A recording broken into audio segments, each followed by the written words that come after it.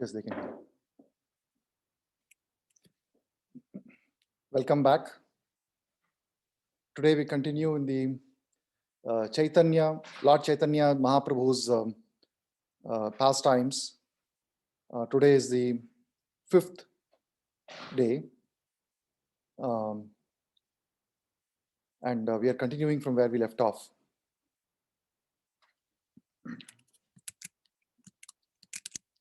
So 500 years back, in the village of Navadvipa, on the auspicious full moon day of Falgun Purnima, another moon arose in the courtyard of Jagannath Mishra and Sachidevi.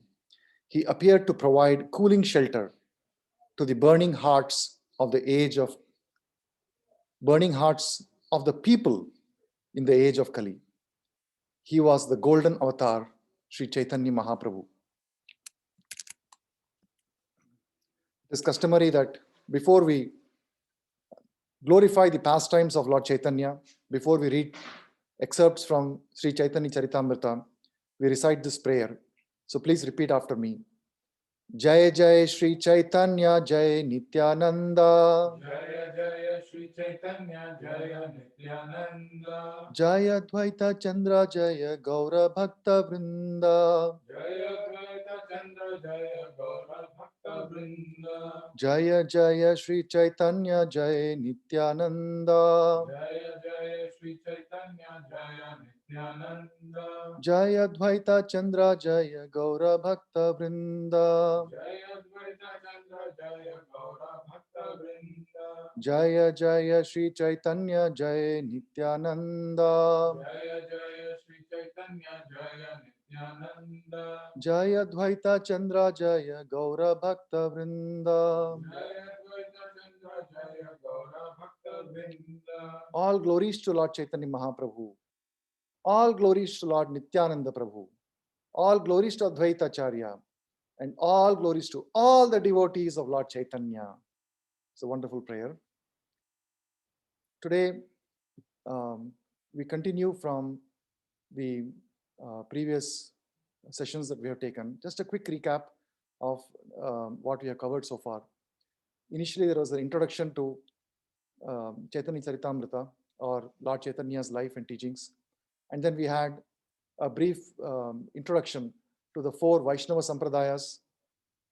We looked at the Sri Sampradaya, Rudra Sampradaya, Brahma Madhva Gaudiya Sampradaya, which is the Sampradaya which we are following.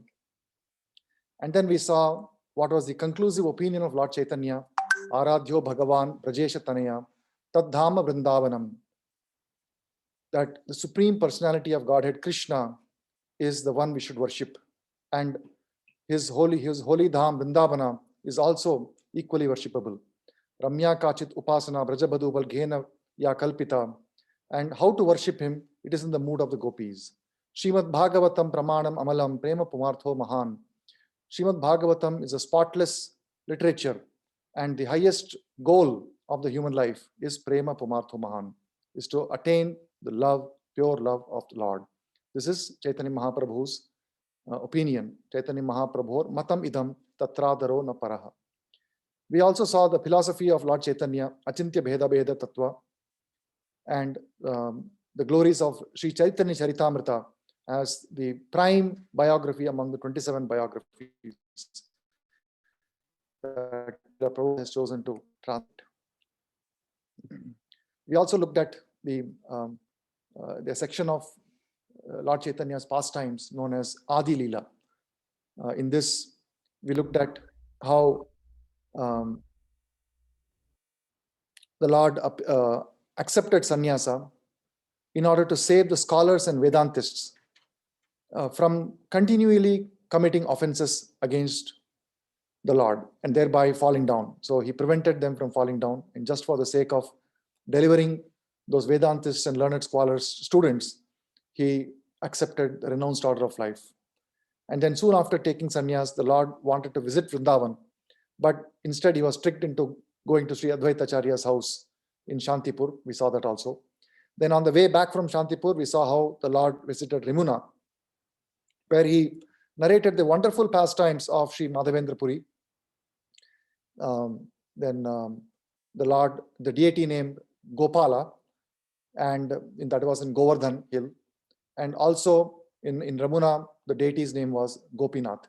And that deity became famously known as Kshira Chora Gopinath after that incident. And we saw the wonderful glories of Madhavendra Puri. And after Ramuna, the Lord continued on to Jagannath Puri, where he met Sarvabhauma Bhattacharya, who was the head priest of the Puri Jagannath temple. Sarvabhauma Bhattacharya was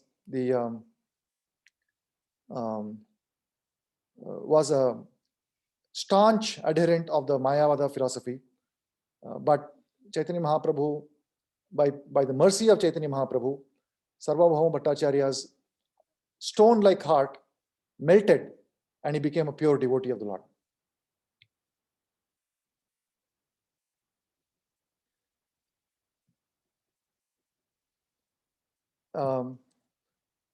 Some of that was actually in Madhya Leela.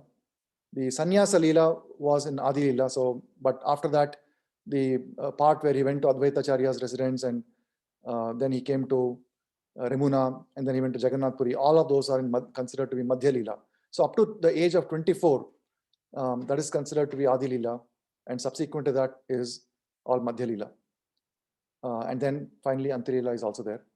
So the first 24 years of his Chaitanya Mahaprabhu's life is considered Adi Leela, and the second 24 years of his life is considered Shesha Leela, out of which half is considered Madhya Leela and the second half is considered 6 years. 6 years is considered Madhya Leela. That is 6 years that he was in Jagannath Puri. Last 18 years he was in That is Antya Leela. 6 years he was traveling in South India, the tour of South India, and all of that is Madhya Leela. And then the 18 years that he spent subsequently in Jagannath Puri is considered to be Antya Leela. I would just like to revise 3 verses that or just touch upon it, just to remind ourselves how Chaitanya Mahaprabhu convinced Sarvabhauma Bhattacharya by quoting from Shastras. Or rather, this was the argument given by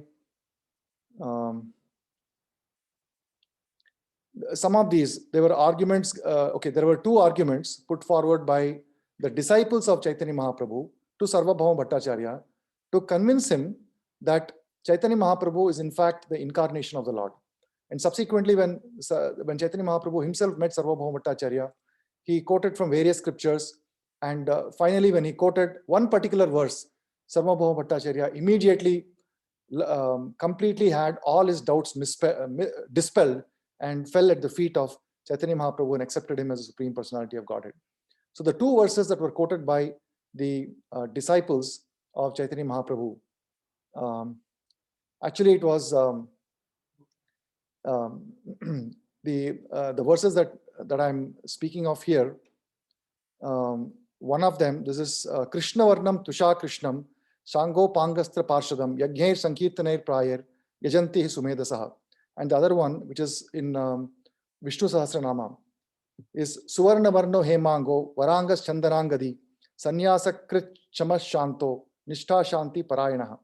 So these 2 verses were quoted to show that the Lord in fact does appear in Kali Yuga. Sarvabhauma Bhattacharya had referred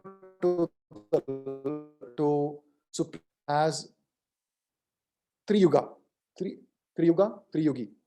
Triyuga. So Triyuga is a name that has been referred to in Bhagavatam also to refer to the Lord. But that Triyuga refers to the fact that the Lord appears in the 3 yugas, Satya Yuga, Treta Yuga, and Dwapara Yuga, as in the form of Leela avatar. But however, he does have other kinds of incarnations in Kali Yuga also, namely Yuga avatar. So this aspect was missed by Sarvabhauma Bhattacharya, and these 2 verses were quoted to show that actually it has been prophesied that the Lord will in fact incarnate in the age of Kali. And then subsequently, Sarvabhauma Bhattacharya quoted the Atma Rama verse, Atma Ramascha Munayo Nirgrantha Api Urukrame Kurvanti ahaitu kim bhaktim ittam bhuta guno harihi. This verse, when he quoted and gave 18 explanations to this verse, not touching upon the 9 explanations already given by Sarvabhauma Bhattacharya, that stunned Sarvabhauma Bhattacharya, and he accepted the Lord as none other than Supreme Personality of Godhead. It was not possible for anyone to have given such wonderful explanations to this verse. And thereby, not only Sarvabhauma Bhattacharya, but all his hundreds of disciples, because he was a head priest of Puri Jagannath Mandir. And it was and Puri's or Purushottama Kshetra is has been existing from time immemorial. So all over India, Puri Jagannath temple was revered, and as a head priest of the temple, he had significant following all over the country. And as a result of his becoming a devotee, hundreds of others also followed suit and became devotees. So today, we will see that continuing in the glories of Caitanya Mahaprabhu's pastimes, how wonderful are the qualities of the devotees who come in touch with Caitanya Mahaprabhu, how Caitanya Mahaprabhu himself and also the pure devotees that he came in contact with, the pure, sincere transcendentalists that he converted and delivered, how they approached Caitanya Mahaprabhu in the attitude of humility. That is very evident when you read the pages of Chaitanya Caritamrta. I would request all of you, it is not possible for us to cover even 1,000th of the glories of Chaitanya Mahaprabhu in these 7 sessions. So if you are able to take some time between now and Gaura Purnima to every day read even half an hour of Chaitanya Charitamrita, it will set a wonderful mood that is impossible for certainly for me to create here, or for us to have this with just these 7 sessions over 7 weeks. So you still have 7 days remaining for Gaura Purnima. So I would request all of you to kindly take it up. But just to look at this third verse, this was covered earlier in one of the sessions. We all went through all the verses of Shishtastakam, Sri Shishtastakam. This is the third verse. Trinadapi sunichena taroriva sahishnuna aman nina manadena kirtaniya sadaharihi. One should chant the holy name of the Lord in a humble state of mind, thinking oneself lower than the straw in the street. One should be more tolerant than a tree, devoid of all sense of false prestige. It is not just devoid of false prestige. It is devoid of the sense of false prestige also, and ready to offer all respects to others. In such a state of mind, one can chant the holy name of the Lord constantly. I would like to start this, before we go into the pastimes of the Lord, I would like to just take a moment to chant this wonderful Vaishnava song.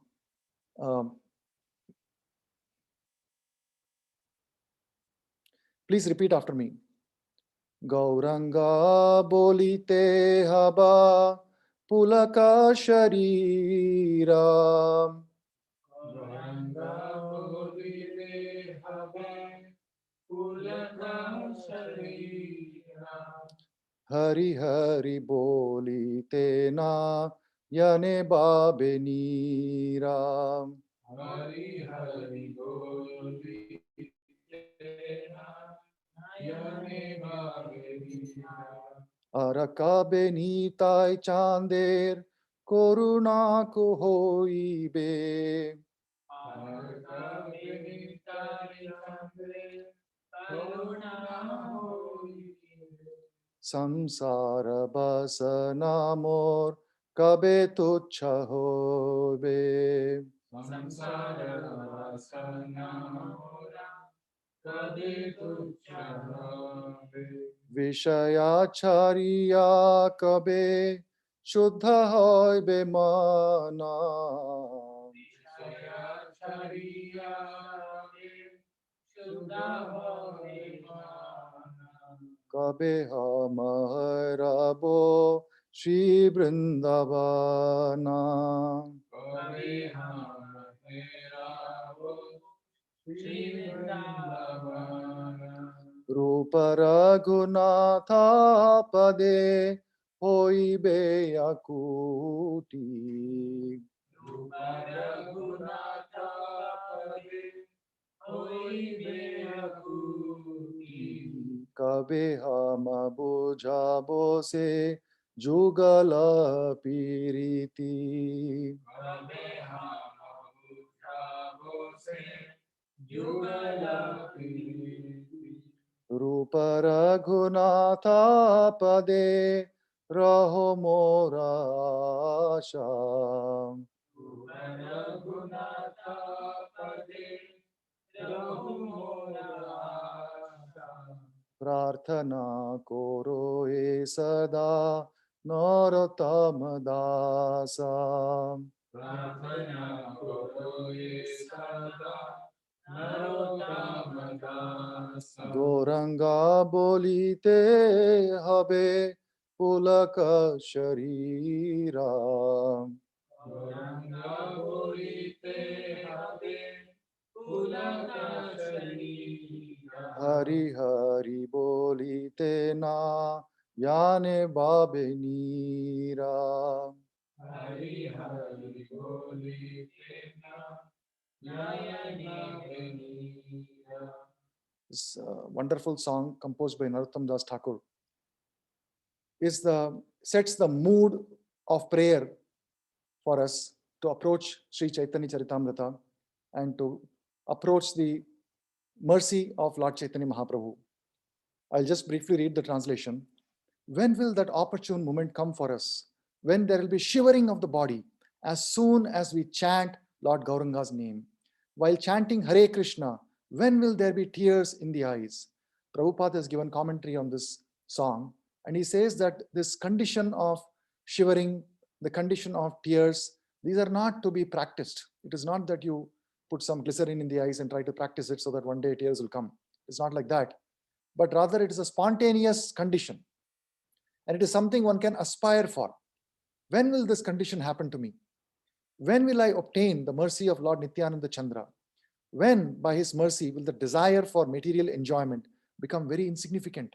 Tuchha mora kabe, tuchha haibe. Tuchha means something for which we do not attach any value. So today, we're attaching a lot of value for material enjoyment, which is why we prioritize materialistic activities ahead of activities that will develop love for Krishna. So the aspiration here is, when will I obtain the mercy of Lord Nityananda? And when by his mercy will the desire for material enjoyment become very insignificant, tuchha. When the mind is completely purified, being freed from material anxieties and desires, then I shall be able to understand Vrindavan and the conjugal love of Radha and Krishna, and then my spiritual life will be successful. So it is not that Vrindavan is a place that by force we can just buy a plane ticket and go there and then attain spiritual transcendental bliss or attain the knowledge about the Lord. That is not possible. Because one's mind has to be fully purified, Vishaya Chhadiya Kabe, being freed from material anxieties and desires. And in that state, once we have attained Vrindavan consciousness, then when we can understand what is Vrindavan, what is the Sri Dham Vrindavan, and what is the relationship and the highest esoteric activities of conjugal love between Radha and Krishna. When shall I be very books left by the six Goswamis, headed by Srila Rupa Goswami and Srila Raghunath Das Goswami? By their instructions, I shall be able to properly understand the loving affairs of Radha and Krishna. Today we are very much interested in reading various newspapers, Facebook articles, or other social media, but we have got no interest. We are not eager to study the books left by the Goswamis or Vaishnava literature. We have no interest for that. But the aspiration of a devotee should be, when will I be so eager to study these books that every minute that I have got free time, that I want to read these books? When will that come? When will the time come? And my only aspiration is to attain the lotus feet of the six Goswamis, headed by Srila Rupa Goswami and Srila Raghunath Das Goswami. Narottam Das constantly prays to attain their lotus feet. So this is a mood of prayer, and I invite you all to to accept this mood of prayer and go forward with the attitude of humility, Trinadapi Sunichena, and hope that with today's session, all of us feel further inspired to read more of Chaitanya Charitamrta in the coming days and be in the right mood for the wonderful festival of Gaura Purnima that is coming very soon.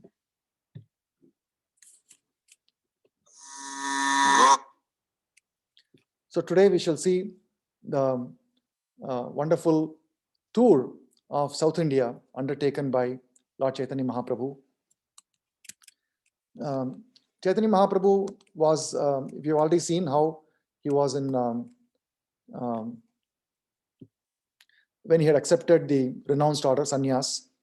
He had accepted the renounced order actually in the month of Magha, which occurs in, Magha means January to February. That is Magha Mas.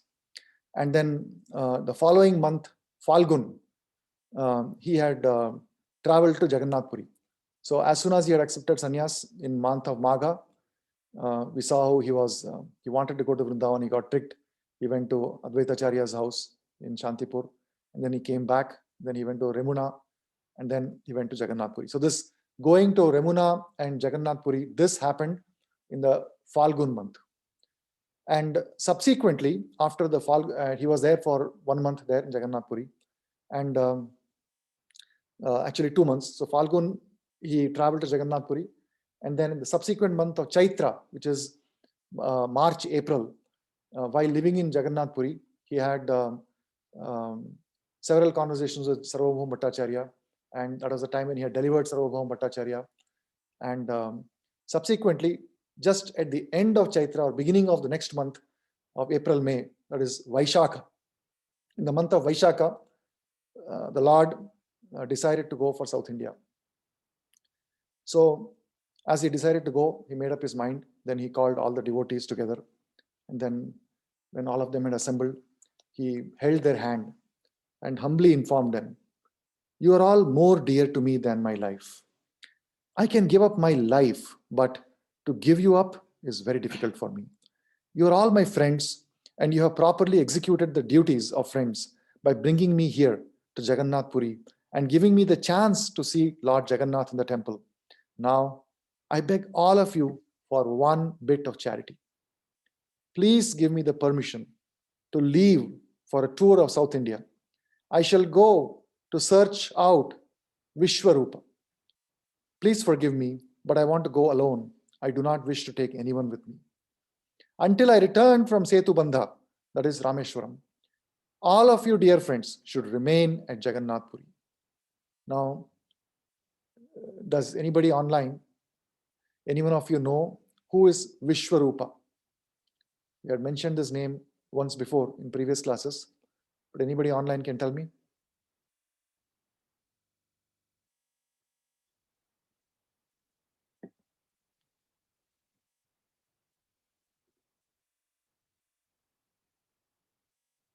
Jitendra Prabhu? Right. You remember who's Vishwarupa?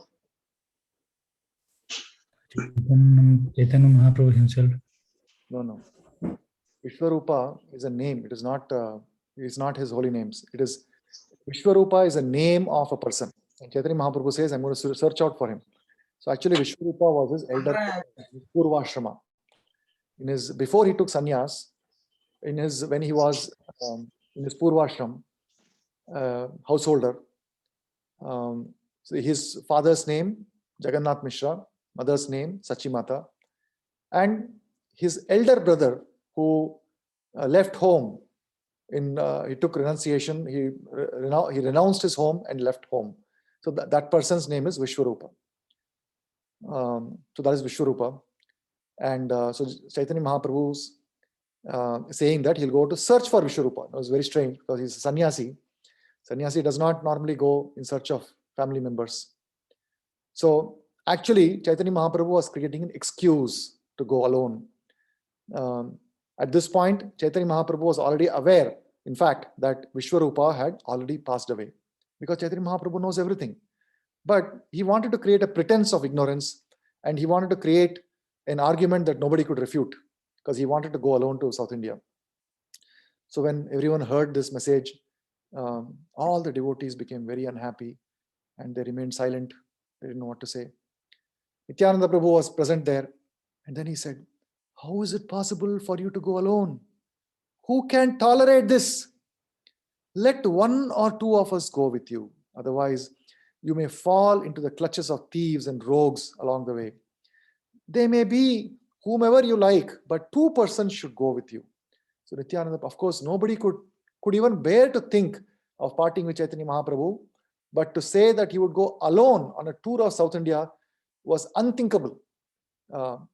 It is not something that could tolerate, because at that time it is not that he would share his location on WhatsApp on the way when he's going. It is not like that. When a person goes on a tour of South India or any other place of pilgrimage like that, at the time there was really no telling whether the person will come back, what will happen. Nothing could be told. So they were just completely stunned that Chaitanya Mahaprabhu would put forward such a proposal, and Nityananda Prabhu just could not take it, could not tolerate this. And in fact, he says that Nityananda Prabhu is saying, "Indeed, I know all the paths to the different places of pilgrimage in South India. Just order me and I shall go with you." The Lord replied, "I am simply a dancer and you are the wire puller, like Katputli. What is it called? Puppets." Lord is saying, "I am just a puppet. However, you pull the wires to make me dance, and whichever way you do that, I shall dance." Now, then he says, "Remember what happened after accepting sannyasa? When I decided to go to Vrindavan, but you took me instead to the house of Advaita Prabhu. Remember what happened? And then while on the way to Jagannath Puri, you had broken my sannyasa staff." We did not talk about this, but there was this pastime that happened, which is why Jagannath, Lord came alone to Jagannath first. And then when he saw the deity of Jagannath, he fell unconscious out of ecstasy. So the reason why he came alone was because of a pastime where Nityananda Prabhu apparently became very angry with the Lord and he broke his danda, ekadanda. So I know that all of you have great affection for me, but such things disturb my activity. So he's just trying to counter the arguments put forward by Nityananda Prabhu. So he gives various examples. He says, "Jagadananda wants me to enjoy bodily sense gratification. And out of fear, I do whatever he tells me. If sometimes I do something against his desire, out of anger, he will not talk to me for 3 days. Being a sannyasi, I have a duty to lie down on the ground and take a bath 3 times a day, even during winter. But Mukunda becomes very unhappy when he sees my severe austerities." Of course, Mukunda does not say anything. But I know that he's unhappy within. And upon seeing me unhappy, I become twice as unhappy. Although I am in the renounced order of life and Damodara is a brahmachari, he still keeps a stick in his hand just to educate me. According to Damodara, I am still a neophyte as far as social etiquette is concerned. Therefore, he does not like my independent nature. Damodara Pandita and others are even more advanced in receiving the mercy of Lord Krishna. Therefore, they are independent of public opinion. As such, they want me to enjoy sense gratification, even though it is unethical. But since I am a poor sannyasi, I cannot abandon the duties of renounced order, and therefore I follow them strictly. You should all therefore remain here in Nilachala for some days while I tour the sacred places of pilgrimage alone. So like this, the Lord mildly, jokingly rebuked all the devotees and started finding faults. Actually, this is a wonderful pastime where the Lord is in fact tasting their pure devotion for him. The Lord was very strict about sannyasa principles, but his devotees were very devoted to him. They were pure devotees, and as such, the pure Vaishnavas, they have higher principles than the social etiquette, the order of Varna and Ashrama. They are on the material platform, social platform. It's a purificatory process for a person to attain perfection. But the Supreme Lord is transcendental, and his devotees knew that. And therefore, they would often ask him to break those regulative principles of sannyasa. They would ask him to sometimes accept comforts, as they could not bear to see their beloved Lord undertaking such severe austerities. And all of this actually gave transcendental pleasure to the Lord, because even when the Lord had appeared as Lord Krishna, he would be willing to sometimes break his own oath in order to keep the word of his devotees. For example, he lifted the wheel, the chariot wheel, while the Mahabharata war was going on, even though he had promised to never take up weapons, simply to give transcendental pleasure to his pure devotee Bhishma. So thus the Lord does not care much about social etiquette. He is not worried about the promises he makes to others, but he cares about the sentiment, about the love, and reciprocating the loving feelings of his pure devotees. So out of this, in this sentiment, he actually enjoys it, but he was pointing out of all these things to actually relive the tasteful, transcendental relationship that he was enjoying with his pure devotees. So then the Lord took permission from all the devotees. And then something very interesting happened. First is that the Supreme Lord is independent. He does not actually have to take permission from anyone. But he took permission from every single person before he left for the tour of South India. And particularly, he went to Sarvabhauma Bhattacharya's house and personally took permission from him. And then he went to the Jagannath temple, and then he came in front of the Jagannath deity and took permission from the deity also. This is a great example for us that when we embark on something, to take the permission of Vaishnavas and to take the permission of the Lord in the temple, the deity in the temple.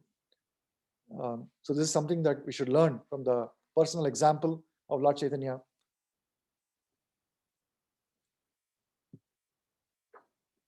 Now, while he was departing, Sarvabhauma Bhattacharya submitted, he made a petition to him that when you go on this tour of South India, you will meet one person by the name Ramananda Raya in the town of Vidyanagara on the banks of Godavari. This person is an exalted devotee, and even though he is a Shudra by activities, that is, he was in government. He was actually the governor of Madras. So he was a very high-ranking government official. So as a person who works for the government, automatically loses Brahminical qualifications in the eyes of society. So he's considered a Shudra. So he was, please do not think of him as a Shudra and neglect him. He is a very exalted devotee. Please, he would very much, very much be benefited by your association. Please give him association. So like this, he made a humble petition to the Lord. And he further submitted that actually at a previous time, before he received mercy, before Sarvabhauma Bhattacharya received the mercy of Chaitanya Mahāprabhu, he was a Kattar Mayavadi. And he said that at that time, I used to make fun of Ramananda Raya simply because he was a Vaishnava. And I knew, so when I did not realize at the time when I first spoke to him, that his topics and his endeavors were all transcendentally uncommon. I made fun of him simply because he was a Vaishnava. So this is something that Vaishnavas would encounter, that other people who are not devotees cannot often understand the mood and the activities of a Vaishnava. And they would often make fun of Vaishnavas. But in this case, Sarvabhauma Bhattacharya, after he has received his mercy from Chaitanya Mahaprabhu, he recollects and regrets and sincerely repents how he was disdainful towards Ramananda Raya. So here, Prabhupada actually makes a very poignant point here. Poignant, the word is poignant point, that he says, anyone who is not a Vaishnava or an unalloyed devotee of the Supreme Lord must be a materialist. A Vaishnava living according to Sri Caitanya Mahaprabhu's injunction is certainly not on the materialistic platform. And then he quotes a verse from Bhagavad Gita. Tesham satata yuktanam bhajatam priti purvakam dadami buddhi yogam tam yena mam upayanti te. To those who are constantly devoted to serving me with love, I give the understanding by which they can come to me. The Vedas, Prabhupada says, are considered to have been spoken by the Supreme Lord. They were first realized by Brahma, and then through disciplic succession, it has come down. So we have received the knowledge, the Vedic knowledge, from the disciplic succession or the parampara system, from Krishna to Brahma to Narada, Vyasa, Śrī Caitanya Mahāprabhu, 6 Goswamis, like this. So our knowledge is therefore fully perfect due to being handed down from master to disciple. A Vaishnava is always engaged in the transcendental loving service of the Lord, and thus neither the karmis nor the jnanis can understand the activities of a Vaishnava. It is said, Vaishnavera kriya mudra vigyehi na bhujaya. Even the most learned man, depending on the direct perception of knowledge, cannot understand the activities of a Vaishnava. Which means, if you are going to use your own senses to acquire knowledge, such a person is a materialist and he cannot understand or appreciate a Vaishnava. So after being initiated into Vaishnavism by Śrī Caitanya Mahāprabhu, Sarvabhauma Bhattacharya realized what a mistake he had made in trying to understand Ramananda Raya, who was a very learned and whose endeavors were all directed to rendering transcendental loving service to the Lord. So the Lord took permission from all the devotees and then prepared to leave. So as he was leaving, the devotees also came along with him for some distance. So first, the Lord went to a place by the name Alalanath. It's also, now it is called Alarnath. Alarnath or Alalnath, the same place. So all the devotees, they traveled along with the Lord, and smiling bro. Different ways. Is there a better way to pronounce it? Okay.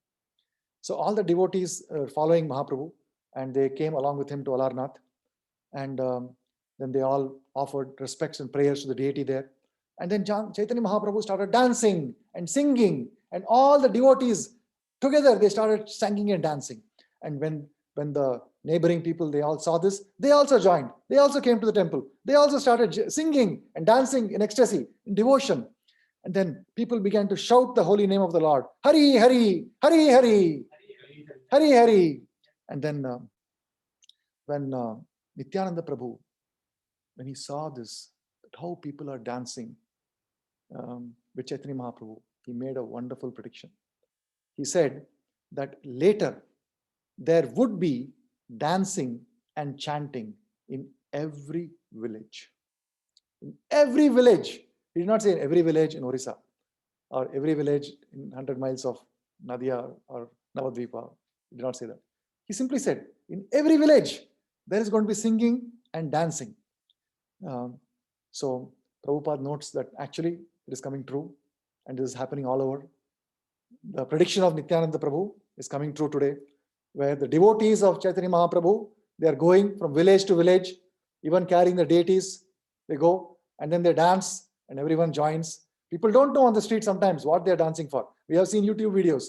There are devotees who just simply go on the streets and then they start singing, and people, bystanders, they got caught, they start dancing with him. This has already been predicted by Nityananda Prabhu. So Chaitanya Mahaprabhu took rest that day in Alarnath, and next day morning he wakes up, takes his bath, and then bids farewell to all the devotees, and then he leaves. Previously, when he had left from Jagannath Puri, when he was leaving for Alarnath, Sarvabhauma Bhattacharya, he could not bear the separation and he had fainted. Now Chaitanya Mahaprabhu is very, very soft natured, but at that point, he did not stop, he left. Similarly in Alarnath, when he left, the devotees, some of them fainted, but Chaitanya Mahaprabhu did not stop, he left. So as he was going towards South India, he left from Alarnath, and he used to chant one song. Please repeat after me. Krishna Krishna Krishna Krishna Krishna Krishna Krishna He. Krishna Krishna Krishna Krishna Krishna Krishna Krishna He. Krishna Krishna Krishna Krishna Krishna Krishna Krishna He. Krishna Krishna Krishna Krishna Krishna Krishna Krishna He. Krishna Krishna Krishna Krishna Krishna Krishna Rakshamam. Krishna Krishna Krishna Krishna Krishna Krishna Rakshama. Krishna Krishna Krishna Krishna Krishna Krishna Pahimam. Krishna Krishna Krishna Krishna Krishna Krishna Pahima. Rama Raghava Rama Raghava Rama Raghava Rakshamam. Rama Raghava Rama Raghava Rama Raghava Rakshama. Krishna Keshava Krishna Keshava Krishna Keshava Pahimam. Krishna Keshava Krishna Keshava Krishna Keshava Pahima. So he would sing this song on his way in South India tour. And as soon as he saw somebody, he would immediately request him to chant Hari Hari, Hari Hari. And whoever heard Chaitanya Mahaprabhu chanting, they would also start chanting. And they would start chanting Hare Krishna, Krishna Krishna, Hare Hare, Hare Ram, Ram Ram, Hare Hare. So in this way, they all followed the Lord and everyone was very eager to see him.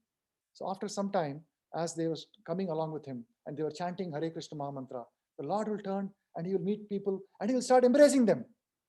He would embrace them and thus he'll give them his mercy. And as through his embrace, he would, and then he would say, all right, please go home now. And then while he does their embrace, while he embraces them, he would invest within them the spiritual potency so that they could then chant in the pure state of mind. So each of these empowered persons who were thus imbibed with the spiritual potency, they would return to their home and then they would always be chanting the holy name.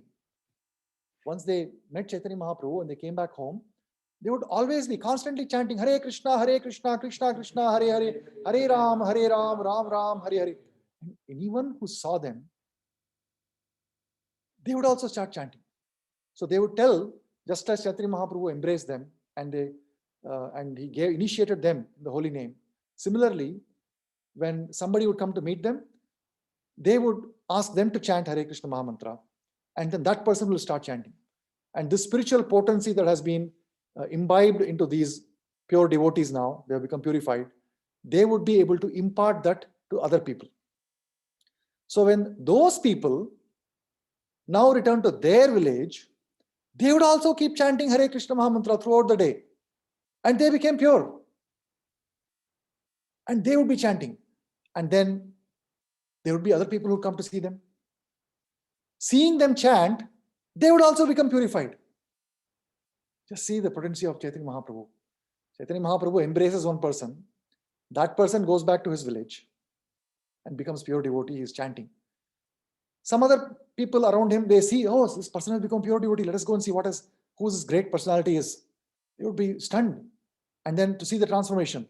And then the potency was such that simply by meeting this person who was just being transformed, literally the previous day, they would get transformed. Such was the purity. And when such a person, now second level, when that person goes to his village, other people would get.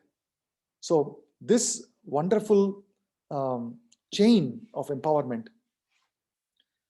was going on in a very dramatic way during the tour of Chaitanya Mahaprabhu. Like this, many hundreds of peoples became Vaishnavas in the first level itself while meeting Chaitanya Mahaprabhu. And even when, let us say that Chaitanya Mahaprabhu had to, let us say, accept alms as a sannyasi, right? He would go beg for alms and then he would cook the food and then offer himself personally. So when he would meet somebody to accept alms, he would take the food from someone, or sometimes he would take food in some brahmana's house, some sincere person's house. he would immediately ask them, please chant Hare Krishna Mahamantra. That person will start chanting, he'll become pure, he'll become empowered with spiritual potency. And that person now becomes a pure devotee and he starts spreading.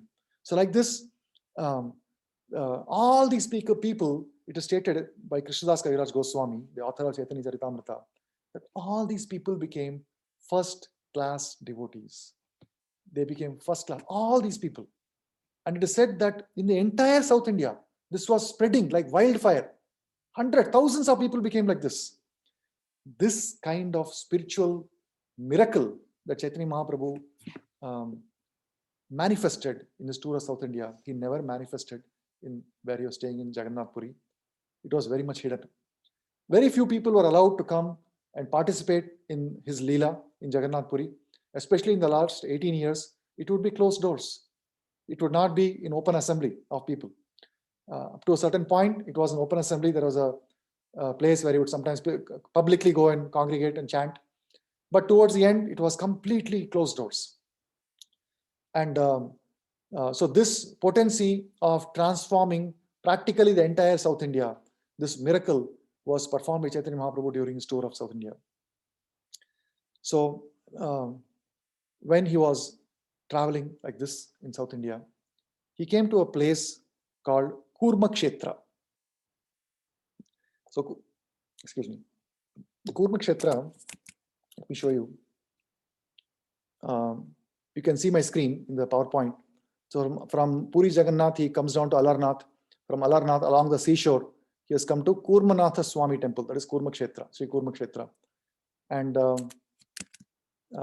so here there was one, there is a village near the temple. So of course he went to the temple, he took darshan and did a wonderful ecstatic kirtan, and the priest came and gave him some garlands and prasadam. In that village, there was one Vedic Brahmana. His name was Kurma. So he invited Lord Caitanya Mahaprabhu to his home with great respect and devotion. This Brahmana brought Lord Caitanya Mahaprabhu to his home, washed his feet, and with his family members drank that water, Charanamrit. With great affection and respect, Kurma Brahmana made Sri Caitanya Mahaprabhu eat all kinds of food. And after that, the remnants were shared by all the members of the family. And the Brahmana began to pray, "O Lord, your lotus feet are meditated upon by Lord Brahma, and those very lotus feet have come into my home. My dear Lord, there is no limit to my great fortune. It cannot be described. Today, my family, birth, and riches have all been glorified." The Brahmana begged Lord Caitanya Mahaprabhu, "My dear Lord, kindly show me favor and let me go with you. I cannot tolerate the waves of misery caused by materialistic life." So this Brahmana was a householder and well read in Vipra. You can say Vipra. Vedic Brahmana means Vipra. He was well read in Vedic scholars, and he requested Chaitanya Mahaprabhu to kindly also make him a sannyasi so that he can leave home and travel along with Chaitanya Mahaprabhu. So what do you think Chaitanya Mahaprabhu would have said? Would he have said, "All right, very good that you are leaving your home. It's all unnecessary waste of time, materialistic activities, leave your family. What a waste of time. Please come with me, give up all this and dedicate yourself 100% to propagating the holy name by coming with me." Did he say like that? No. He said, "Don't speak like that again, Chaitanya Mahaprabhu. Don't speak like that again. Better to remain at home and chant the holy name of Krishna always." And further, he gives a very important instruction, how to remain in the consciousness of chanting the holy names. What is the proper consciousness for a householder to maintain one's sadhana of chanting the holy names and to remain in Krishna consciousness? So Chaitanya Mahaprabhu gives one wonderful instruction. He says, "Yare dekha, tare kaha, Krishna upadesha, amara agyaya guru haya, tara ei desha." Instruct everyone to follow the orders of Lord Shri Krishna as they are given in the Bhagavad Gita and Srimad Bhagavatam. In this way, become a spiritual master and try to liberate everyone in this land. Yare dekha, tare kaha, Krishna upadesh. It's a very important instruction given by Chaitanya Mahaprabhu, and it applies to all of us. Chaitanya Mahaprabhu wanted all of us to be a spiritual master, and by explaining the signs of Krishna to everyone that we meet, actually we would attain perfection. This is a path of perfection for householders. It is not that householders should leave their ashrama and become sannyasis. That is not so recommended by Chaitanya Mahaprabhu at all. Nor is it recommended to neglect one's household duties. Instead, one should chant the holy names and preach the holy names of the Lord. Srila Prabhupada has given a detailed explanation for this verse as well. So actually, Chaitanya Mahaprabhu continues to advise the Brahmana that if you follow this instruction, your materialistic life at home will not obstruct your spiritual advancement. Indeed, if you follow these instructions, these regulative principles, we will meet here again, or rather, you will never lose my company. So Chaitanya Mahaprabhu guarantees that if we chant the holy names and spread the holy names by preaching the signs of Krishna under the direction of a bona fide spiritual master, then we can always feel the presence of Chaitanya Mahaprabhu. So Prabhupada says that this is the sublime mission of the International Society for Krishna Consciousness. Many people come and inquire whether they have to give up their family life to join the society, but that is not our mission. One can remain comfortably in his residence. We simply request that everyone chant the Mahamantra, Hare Krishna, Krishna Krishna, Hare Hare, Hare Ram, Ram Ram, Hare Hare. If one is a little literate, I guess we can all call ourselves a little bit literate. If one is a little literate, one can read Bhagavad Gita as it is and Srimad Bhagavatam. That is so much the better. The real purpose of human life is to attain the spiritual platform and return to Godhead. That is the summum bonum of spiritual realization. Summum bonum means ultimate purpose. The Krishna consciousness movement is trying to elevate human society to the perfection of life by pursuing the method described by Śrī Caitanya Mahāprabhu in his advice to the Brahmana Kurma. That is, one should stay at home, chant the Hare Krishna Mahamantra, and preach the instructions of Krishna as they are given in Bhagavad Gita and Srimad Bhagavatam. So, while he was on his tour like this, he would stay at some temple on the road, by the road, whenever there is in India, when you go, a lot of, even today also there are so many temples by roadside. That time also definitely along the highways, wherever the paths were there, the frequently traveled paths. And certainly people used to travel that time as much for commerce as for pilgrimage. And leisure travel at the time was primarily for pilgrimage, not like now where leisure travel is primarily for sense enjoyment. Now, if you want to go somewhere, you would immediately, what are the most popular routes now? The destination routes, Orlando. What are the other routes? Yeah, all the Maya, not the Mayapur routes, Maya routes. These are Maya routes today. Previously, they were Mayapur routes. Along the routes, there would always be temples, and traveling sannyasis, the devotees, they would stay at the temple, and the temples would have free accommodation for all the visitors who would come. It is not that you have to go to a hotel and stay and order some food like that. It is not like that. You would go from temple to temple. Even when I was young, my parents, when we used to go for pilgrimages, my father took me once on a South India pilgrimage. It was 12-day pilgrimage, or actually, 20 days pilgrimage. 20-day pilgrimage we had gone. South India was very difficult, very austere. And many places you would not get proper water. You'd go to a place, temple is closed, you have to wait there in the outside steps for some time. But even that time, we never once had food in any restaurant. We'd always go to some temple, priest, somebody's house, and we would have food there, and they would be very welcoming. They would never ask, even I'm just saying this is like 25 years back, not 500 years back. They would not ask, okay, where are you from? What is the money? Where? Nothing. If you go to a temple priest's house, they will just give food. Just imagine how the place would have been welcoming 500 years back, and what we have lost in the name of material advancement of society. So he would stay in the temple, and then whenever he would accept the food, he would give them the same advice give to this Kurma Brahmana, Yare dekho tare kaho Krishna Upadesha. So, and he retained this process until he went back to Jagannath Puri. So entire South India trip, wherever he stayed, he would say the same exact advice. Do not give up your home. Do not try to become sannyasi, and stay at your home, practice Krishna consciousness, and preach to others. So there was one Brahmana by the name Vasudeva. This Vasudeva was he was also living nearby, Kurma Brahmana. He was a great person, but he was suffering from leprosy. So actually his body was filled with worms. Worms were squirming, leprosy, infection, pus was oozing out from various parts of his body, where pus coming out, body pus is coming out. And wherever there is pus, there are some worms. There's food, the skin is festered and the flesh is rotting and there is worms. But sometimes those worms are so much in quantity that when he would move his hands or legs, sometimes the worms would fall down because of the motion movement of the body, the worms would fall down. But he felt so compassionate for those worms that were eating his body that as soon as a worm would fall down, immediately he would carefully pick up that worm and put it back on his body. He didn't want the worm to miss the food. That was his nature. When he came to know that Chaitanya Mahaprabhu is traveling, he has come to that place.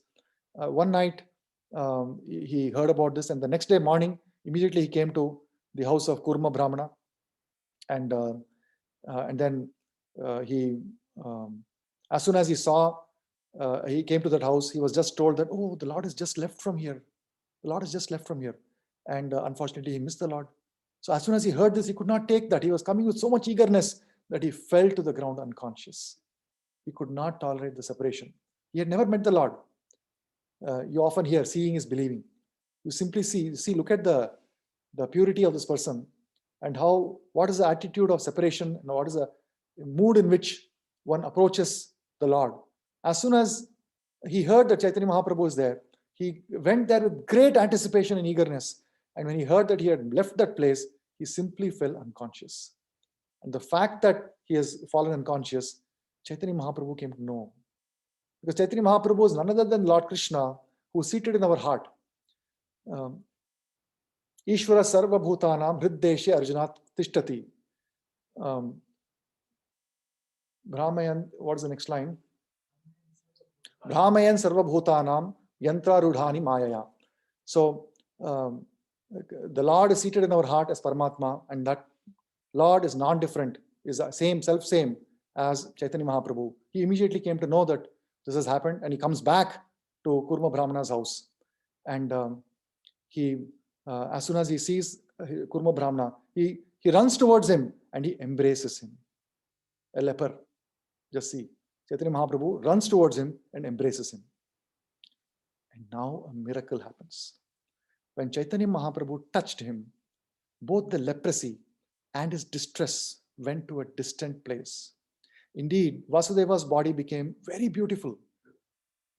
The Brahmana Vasudeva was astonished to behold the wonderful mercy of Chaitanya Mahaprabhu, and he began to recite a verse from Srimad Bhagavatam. And touching the lotus feet of the Lord, he said, "Who am I, a sinful sinner, a poor friend of a Brahmana, and who is Krishna, the Supreme Personality of Godhead, full in 6 opulences? Nonetheless, he has embraced me with his 2 arms." So this verse was sung by Sudama when Krishna had embraced him. So he quoted that verse from Srimad Bhagavatam. And then he says, "Oh merciful Lord, such mercy is not possible for ordinary living entities. Such mercy can only be found in you. Upon seeing me, even a sinful person goes away due to my bad bodily odor. Yet you have touched me. Such is the independent behavior of the Supreme Personality of Godhead." So then he was a little worried that now I have become young and handsome. The Lord has touched me. Now I may become proud. So he was very meek and humble. And the Brahmana, he was worried that he would become proud. So to protect the Brahmana, Chaitanya Mahaprabhu advised him to chant Hare Krishna Mahamantra incessantly. By doing so, he would never become unnecessarily proud. Sri Chaitanya Mahaprabhu also advised Vasudeva to preach about Krishna and thus liberate other living entities. As a result, Krishna would be very, very soon accept him. So after instructing the Brahmana in this way, Chaitanya Mahaprabhu disappeared from that place. Disappeared. Literally disappeared. So you see, he had actually already left the Kurma Brahmana's house, and he had gone further down south. But he knew that this Vasudeva had fallen unconscious. He has mystically appeared there. And after delivering Vasudeva and performing his wonderful miracle, he has mystically disappeared again. This is a wonderful pastime of the Lord. And then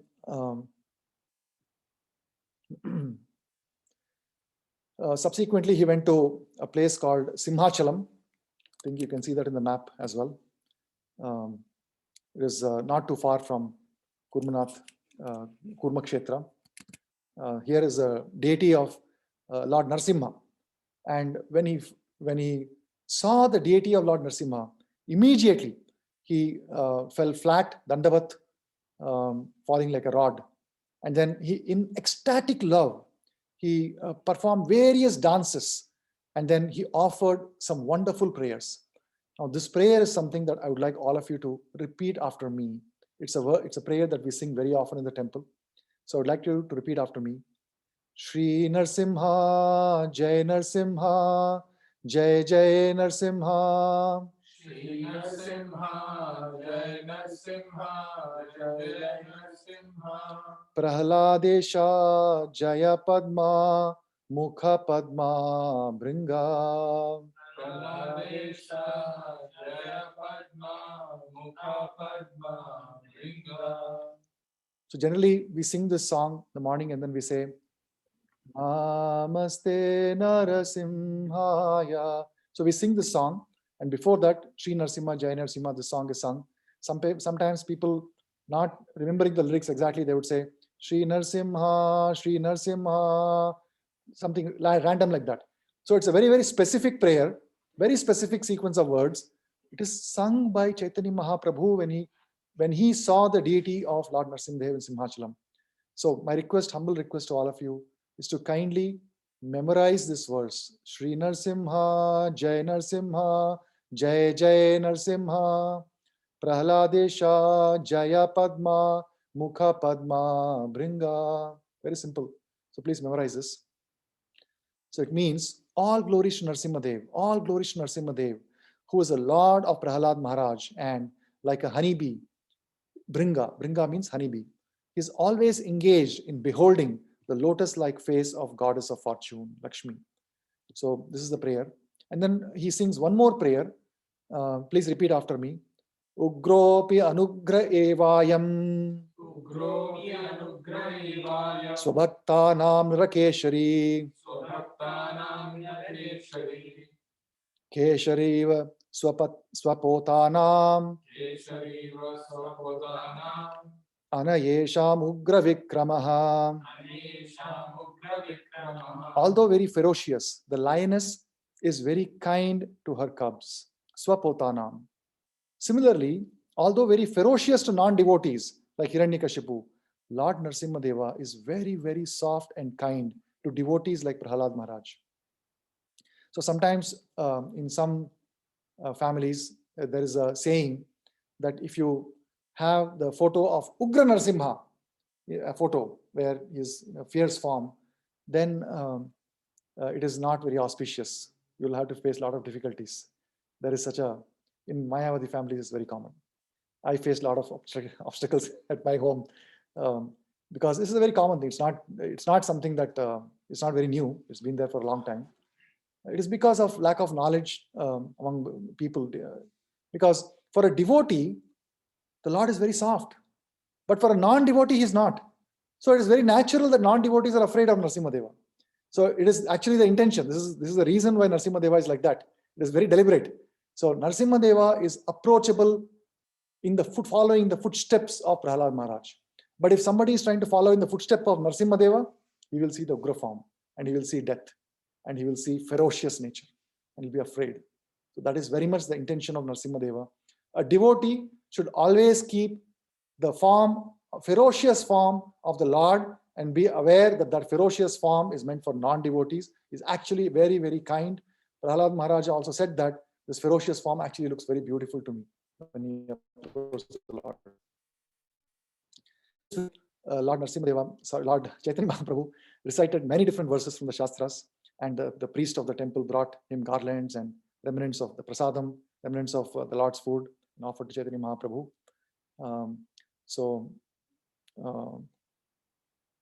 After some time, he stayed there, and then he left for that place. And then next day morning, he left, commenced on the tour again. So after some time, as he was walking down, he then reached the banks of Godavari. So you see here, he's coming down, and it's not, the Godavari river is not shown in this map, but he comes down to river Godavari. And as soon as he saw Godavari, and he saw that on the other side of Godavari there was forest. So it so happened that where he was there, on one side of Godavari there were villages, but on the other side there were forests. So as soon as he saw the forest, he immediately remembered Vrindavan Dham, and then he performed his usual chanting and then dancing for some time in the forest. He was ecstatic, and then he crossed the river, and then he took his bath on the other side. So after bathing in the river, the Lord walked a little distance from the bathing place, and then he was chanting.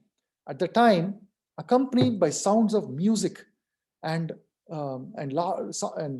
sounds of some chanting of mantras, Ramananda Raya came there on a palanquin to take his bath. Many Brahmanas, so Ramananda Raya, to just remind you, was the person that Sarvabhauma Bhattacharya had requested Chaitanya Mahaprabhu to meet, and he is the governor of Madras. Madras at the time was a very big province. Now, of course, Madras is just a city. At the time, Madras meant like practically the most of South India.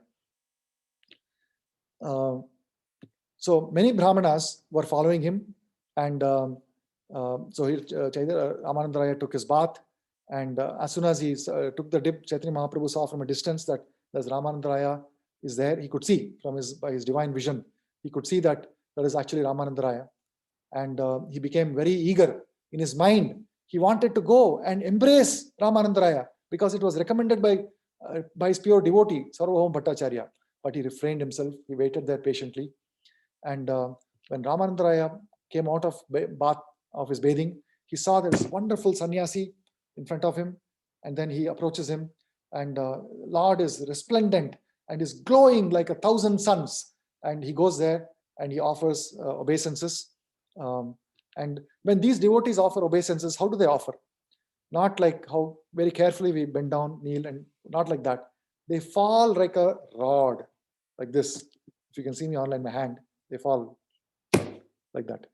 So this is called Dandavat Pranam. So it is common like that. Vaishnavas, they would offer respect, like they would not worry about the consequences. They would simply fall like a rod.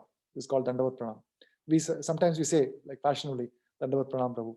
So we have no hope of even ordinary pranam. We think twice before offering.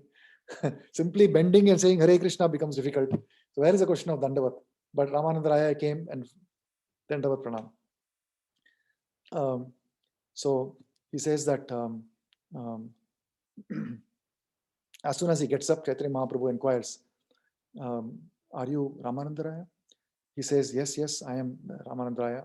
I'm a very low servant. I am your very low servant, and I belong to the Shudra community. So as soon as he finished saying, I am from the Shudra community, immediately Chaitanya Mahaprabhu embraces him. And very firmly, tightly he embraces. And in this embrace of master and servant, they both forget where they are, and they go into complete ecstasy. And it is said, Krishnadas Kaviraj Goswami, the author of Chaitanya Caritamrta, says that their natural love for each other was awakened in both of them, and they embraced and fell to the ground. So I'll just read this again. Their natural love for each other was awakened, and they embraced and fell to the ground. So what is this natural love? How is it that Ramananda Raya and Chaitanya Mahaprabhu had a natural love for each other? So Krishnadas Kaviraj Goswami further continues, and he says that actually this Ramananda Raya is none other than incarnation of the Gopi Vishakha. So since Chaitanya Mahaprabhu was Lord Krishna himself, there was naturally an awakening of love between Vishakha and Krishna. Sri Krishna Chaitanya Mahaprabhu is a combination of Srimati Radharani and Krishna, and the Gopi Vishakha is the principal Gopi assisting Srimati Radharani. So there are two principal Gopis who assist Radharani. Who are they online?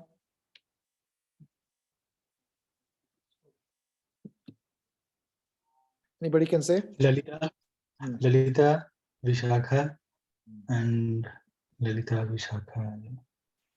That's enough. I was asking for two. There are many others. There are 8 principal gopis, Ashtasakis, and I think you're trying to recollect them. But I was looking for Lalita. Thank you. So Lalita and Vishaka are 2 principal gopis. So Chaitanya Mahaprabhu is a combination of Krishna and Radharani. Radharani's principal assistant is Vishaka. So naturally there is attraction or love between Radharani and Vishaka. And of course, all the gopis have pure love for Krishna, and Krishna has love for all the gopis, and therefore there is love, natural love between them. So on both counts, just imagine the amplified love between Vishaka and Krishna, and here Ramananda Raya. So that was awakened in both of them. So all the ecstatic symptoms of perspiration, tears, shivering, paleness, standing of hairs, all of them appeared. So the Brahmanas who were standing next, the Vedic Brahmanas who had accompanied Ramananda Raya, they were all struck with wonder. This sannyasi, and they are looking at Chaitanya Mahaprabhu, this sannyasi has a luster like the effulgence of Brahman. But how is it that he is crying upon embracing a Shudra, a member of the fourth caste in the social order? How can it be? It is happening like this. They were confused. And then they were thinking that this Ramananda Raya is a governor of Madras, a highly learned and grave person. He is a Mahapandita, great learned scholar. But upon touching a sannyasi, he has become restless like a madman. How is this happening? So on both sides, they were confused. On one side, there is Chaitanya Mahaprabhu, who is a sannyasi, and is glowing. Sometimes maybe there is some sannyasi not following regulative principles properly, associating with all kinds of people. Then their body will not have luster, right? Because the lustrousness in the body, it comes from purity. This is the common understanding. So therefore, a sannyasi who is lustrous like this, naturally it is understood, though by especially those who have got the vision to see people understand what is their level, that they can see this person is clearly following regulative principles. They could see that. And yet he is embracing a Shudra. And here there is a Shudra who's a learned scholar. Scholar means he understands logic, etc., right? Not sentimental. But he's embracing a sannyasi and he's crying. What is happening? They couldn't understand. So seeing that these Brahmanas were confused, both Ramananda Raya and Chaitanya Mahaprabhu restrained themselves. And later on, they were going to meet again. So Chaitanya Mahaprabhu began to speak to Ramananda Raya. He said that actually Sarvabhauma Bhattacharya has spoken about your good qualities, and he made a very strong endeavor to make sure that I meet you. In fact, I've come on South India tour primarily to meet you. This is what Chaitanya Mahaprabhu is saying. So I've come here only to meet you. So it is very good that without even making an effort, I'm able to meet you. I'm just coming on my way and I'm seeing you. What a wonderful thing. Chaitanya Mahaprabhu is saying this. So just imagine what should be the quality of a person that Lord Krishna personally comes down and he's eager to meet that person. And to that, what would Ramananda Raya say? He would say, of course, our Sarvabhauma say like that. Of course, I'm a great devotee. Did he say like that? No. He says, now just remember, the last time that Sarvabhauma Bhattacharya met Ramananda Raya, Sarvabhauma Bhattacharya was a Kattar Mayavadi, right? He was a staunch impersonalist. So, and he used to make fun of Ramananda Raya, right? But what is Ramananda Raya's view towards Sarvabhauma Bhattacharya? He says, Sarvabhauma Bhattacharya thinks of me as a servant, which means that he's very merciful towards me. Even in my absence, he's very careful to do me good. See how he's seeing. He's not thinking that, oh, Sarvabhauma Bhattacharya, I don't even take his name in front of me, always makes fun of me. Doesn't, so much I've been trying to preach to him. Even Bhagavad Gita I tried selling to him, he didn't even take. He doesn't say like that, right? He doesn't say like that. Instead, he thinks of him as master and thinks of himself as servant. And he's glorifying him. How in his, even though Sarvabhauma Ramananda Raya is not there, it's not that behind his back he is even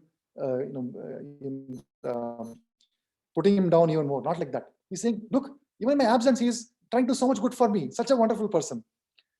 And it's only because of him that you have touched me, Ramananda Raya says. By his mercy, you have come and you have touched my body here, although I'm untouchable. This is only due to his love for you. So you are Supreme Personality of Godhead, Narayana himself, and I am only a government servant interested in materialistic activities. Indeed, I am the lowest among the men of the fourth caste. Like this, he is very, very grateful to Lord Caitanya. So, so at this point, Prabhupada has some very poignant points to make here. And Prabhupada quotes this verse. And please repeat after me. Shri Krishna Caitanya Prabhu Daya Karo More. Shri Krishna Caitanya Prabhu Daya Karo More. Tuma bina ke dayalo jagat samsare. Tuma bina ke dayalu jagat samsare. Patita pavana hetu tavaya avatara. Patita pavana hetu tava avatara. Musamapatita prabho na paive ara. Musamapatita Prabhu Navaive Ara. So this is the mood that Prabhupada is recommending that we should have in our pitiful prayer towards Lord Caitanya. Because Lord Caitanya Mahaprabhu is the most munificent incarnation of the Lord. So let us see what the translation says. My dear Lord, please be merciful to me. Who can be more merciful than your Lordship within these three worlds? You appear as an incarnation just to claim the conditioned fallen souls. But I assure you that you will not find a soul more fallen than me. So this should be our mood of prayer, that I am the most fallen person. In fact, later, we do not have time today for that. But when Srila Rupa Goswami and Sanatana Goswami approach Chaitanya Mahaprabhu and they fall at his lotus feet with straw in their feet, straw in their mouth, this is the exact mood of the prayer. They say that Jagai and Madhai actually were Brahmanas. They did not even, they were not in the company of, they were not breaking regulative principles or doing many abominable things. Just for a certain brief period of time, they had become a little misguided. But actually, they were very pious people. And Rupa Goswami and Sanatana Goswami says that because of our association, we have in fact our association with the Mohammedans, right? Those who are meat eaters, we are practically like meat eaters. Whereas Jagai and Madhai were not meat eaters. So Rupa Goswami and Sanatana Goswami say that actually we are much more fallen than Jagai and Madhai. Therefore, we are the most eligible people for your liberation. So now, if Rupa Goswami is saying that, what is our condition? What is our condition? We are not like Rupa Goswami. We have no attraction for Chaitanya Mahaprabhu. What risks they took to meet Chaitanya Mahaprabhu, we don't have time to cover that now, but I'm hoping if you are able to read or maybe in next session. But our position is that we have no taste at all. Our condition is so fallen that we have no attraction for Chaitanya Mahaprabhu. And therefore, we are actually the most eligible for the mercy of Lord Chaitanya. So this should be our mood of prayer.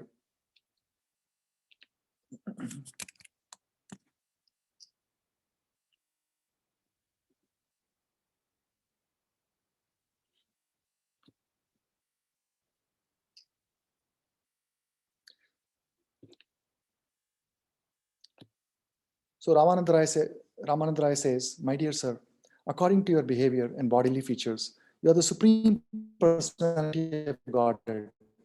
It is impossible for ordinary living beings to possess such transcendental qualities. And like this, they are in ecstatic love for each other and they're speaking. After some time, they break up, they go home. And then next day morning, again, this is the morning time. So they come back in the evening.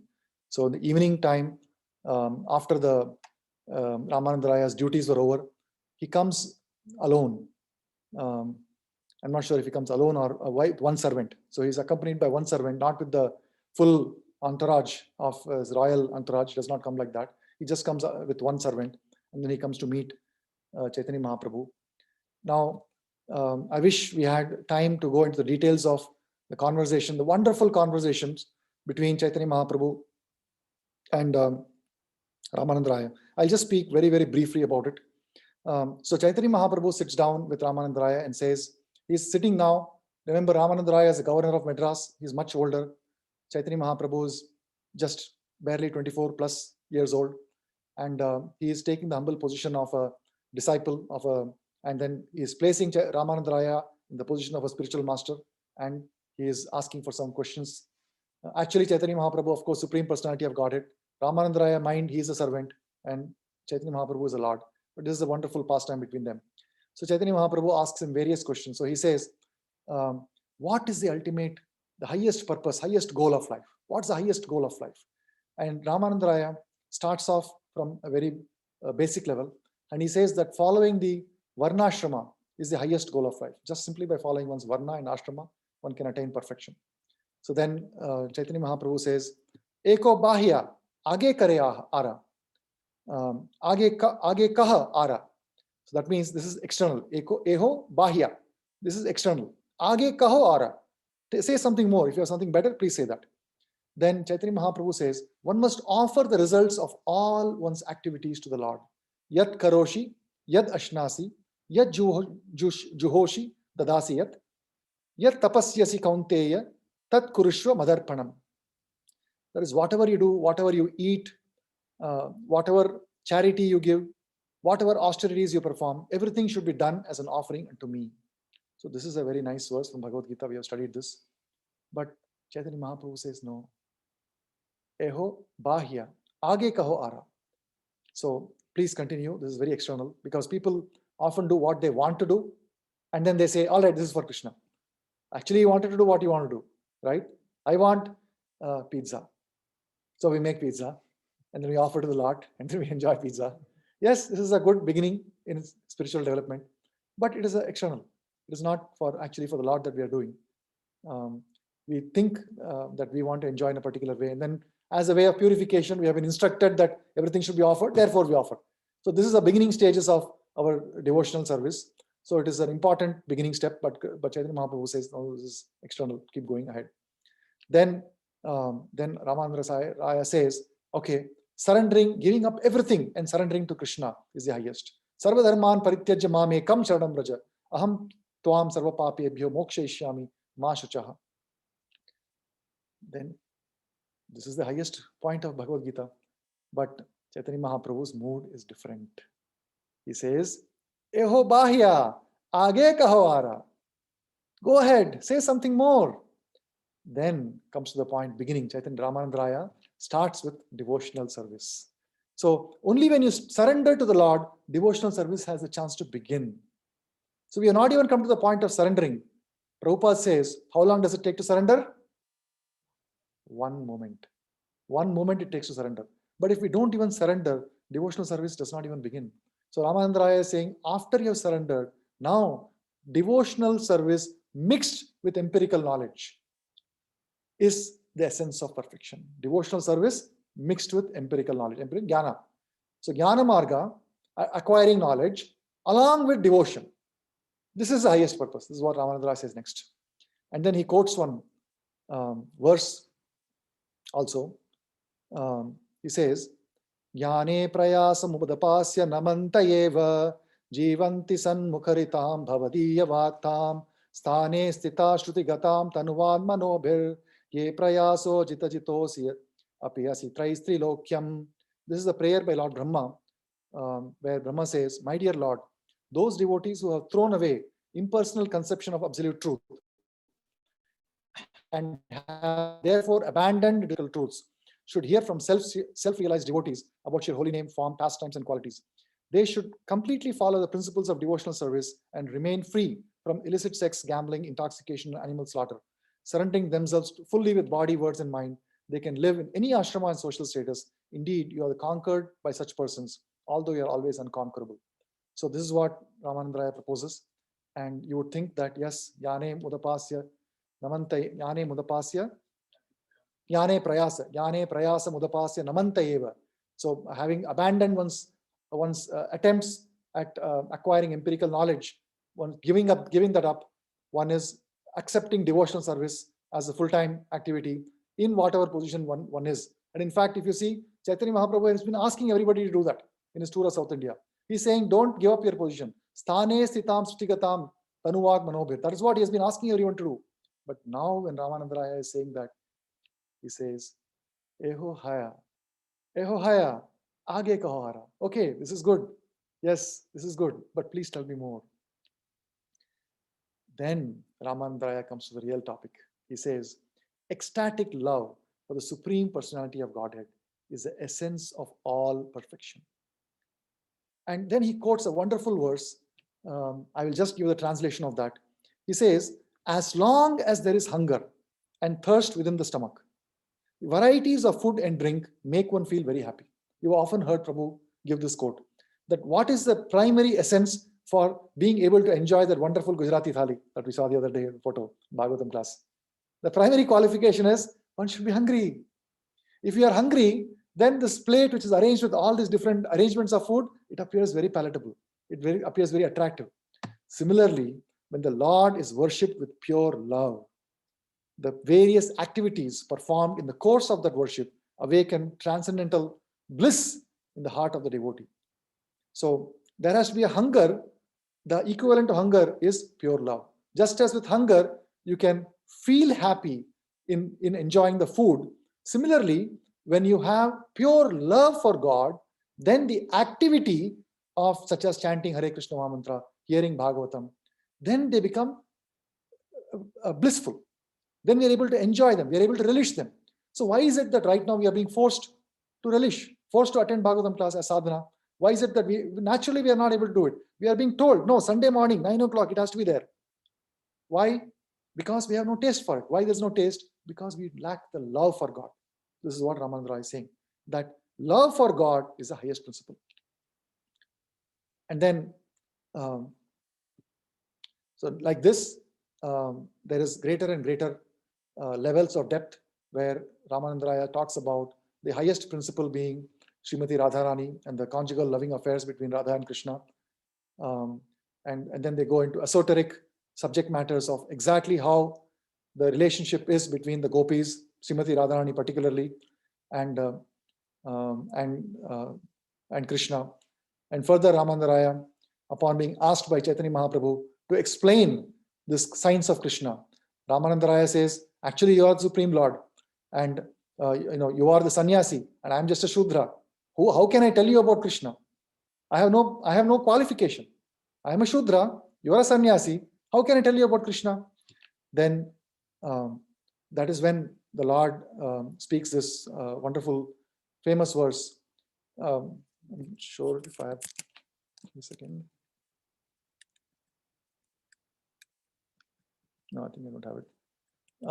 So he says, Kiba Vipra, Kiba Nyasi, Ken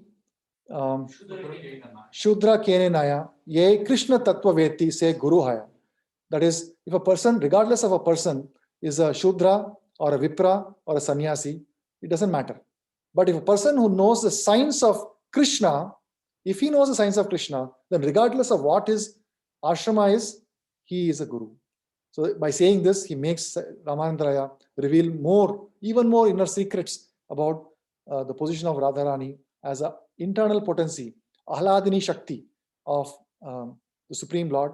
He explains how the Supreme Lord has three different Shaktis, Chitta Shakti, Maya Shakti, and Jiva Shakti. And the Chitta Shakti is divided further into three parts, Ahladini Shakti, Sandhini, and Samvit, Sandhini and Samvit, and how Radharani is the Ahladini Shakti of the Lord. So like this, they have wonderful conversations, and Chaitanya Mahaprabhu continues on his tour of South India. At this point, there is a long way to go in South India. He has only reached Godavari. After this, he goes to several other places and many wonderful pastimes. and then further he goes all the way. I'll just show you the map in a minute, and then with that I'll stop.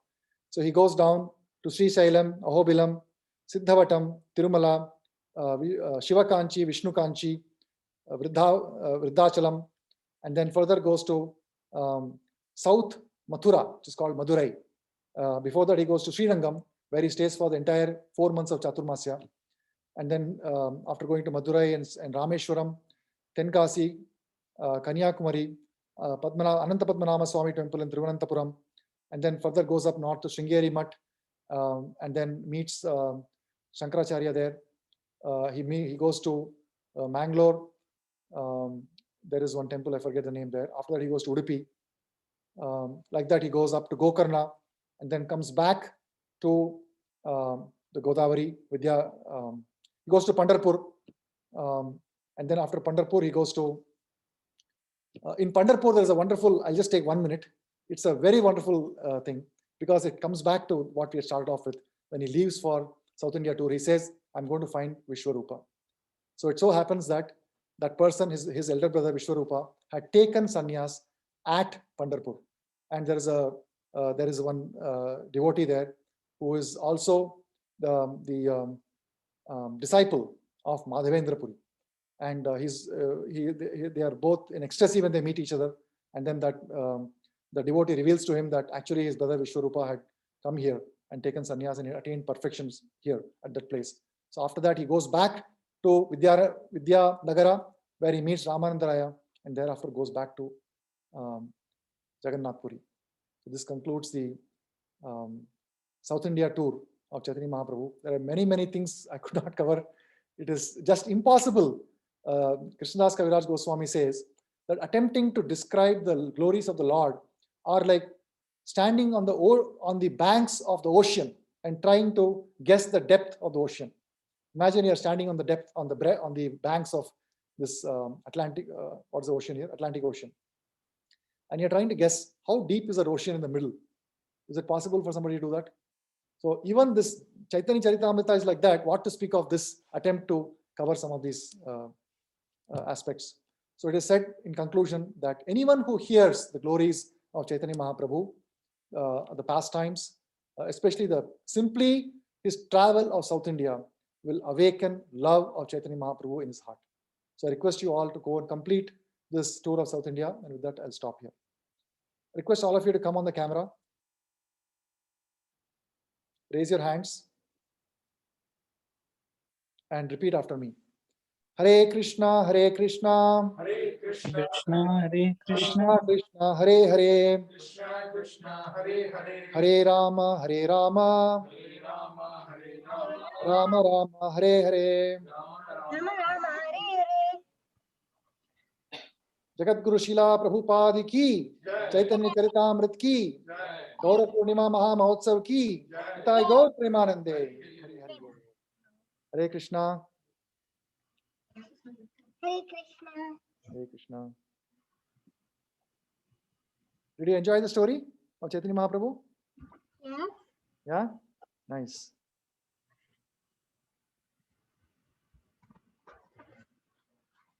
Hare Krishna.